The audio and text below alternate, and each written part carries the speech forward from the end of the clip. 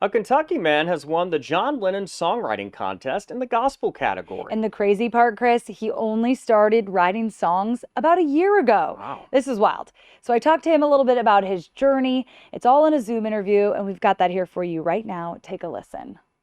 We have with us this morning Kenny Walker. Thanks so much for being here, Kenny. Thank you for having me. And you're out in Leitchfield right now, but you actually retired from JCPS just a few years ago. So you know the Louisville area. Oh, yes. Yeah, I do. By the back of my hand.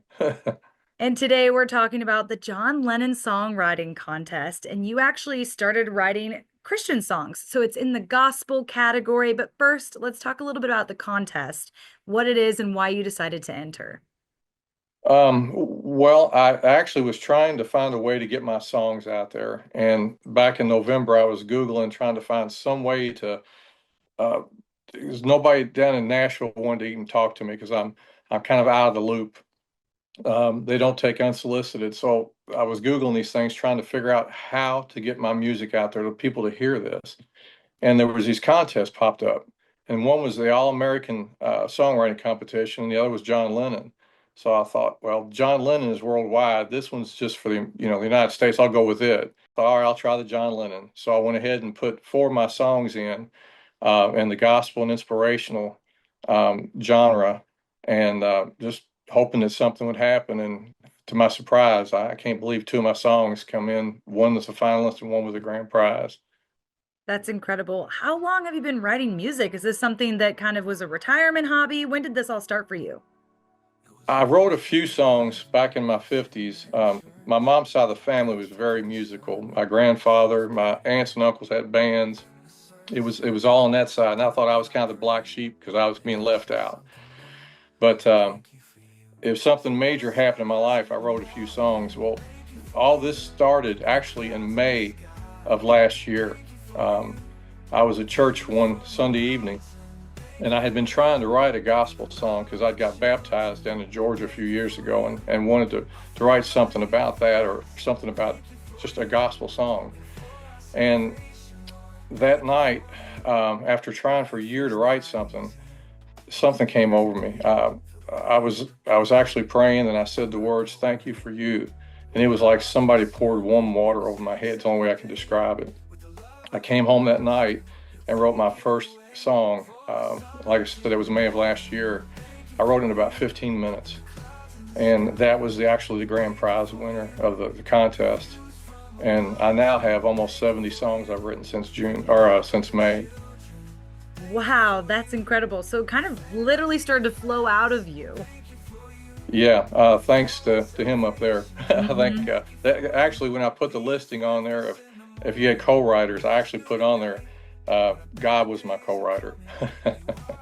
Well, you'd been praying on it. And I do Yes, think I it's have. exciting to talk about the fact you put in four and two made it into the top list. And you said one is actually going forward. It's the very first one you wrote about.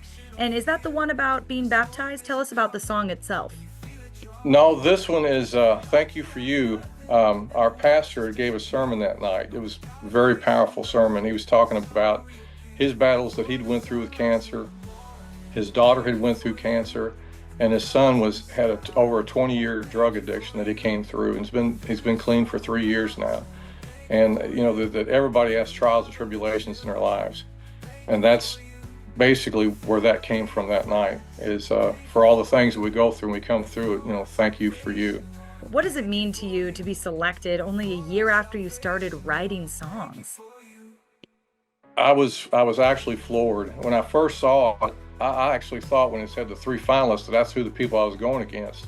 And I wrote my brother-in-law told me, said, "Well, Kenny, no, it's over with. You're the top finalist in that category, or in the finalist, and then also you won the grand prize. So you had the two." But like I said before, I have so many songs out there. I have one that's it's called "Freedom Through Faith." It's about addictions, about drug addictions, uh, uh, verbal abuse, alcoholism, and stuff. There's a lot of good songs out there. A lot of my songs, or all my songs, have some kind of meaning or some kind of a purpose to them.